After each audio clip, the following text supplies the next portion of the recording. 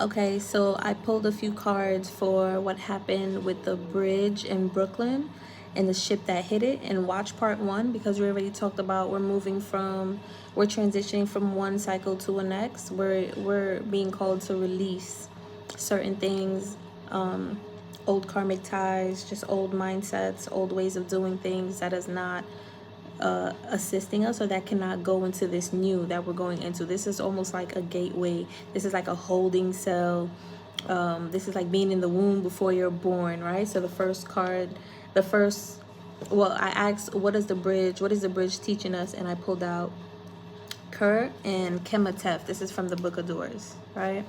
And these two, they talk about transformation and transmission of energy, starting new things, having new ideas, letting anything burn. So if anything that is in your life that is not supporting you in any way, could be relationships are ending, things are not comfortable, money is not coming easy, work is not, all of that, things that you were so used to, so dependent on, release that. Because even me, I had to go through that, and even still, as we continue to go through new shifts, we have to go through that. We're not aware of exactly what is going to look like, what the new is going to look like, but we do get to have faith and surrender things that cannot come into the new.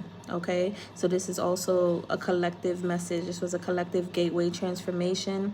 This is talking about stillness and setting yourself free.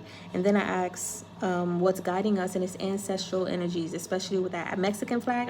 That Mexican flag just said it all for me. I was like, this is so weird. It was huge, and it was two, which gives me polarity, maybe divine masculine and feminine energy, balancing both of your energy.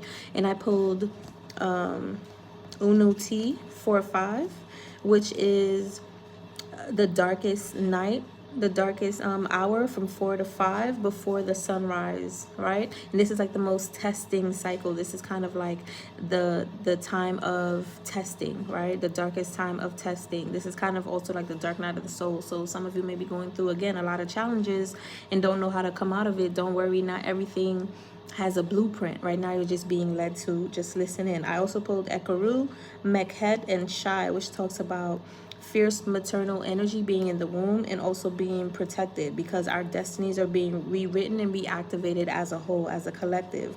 So you can't carry old baggages, old karmic ways of thinking, people, connections, whatever, into the new cycle. It's not going to work. You won't be able to go through the cycle, or you're just going to be repeating certain things if you don't let go. And then the last card I pulled was Hehu, which talks about eternity and infinity. And this was the video is going to end.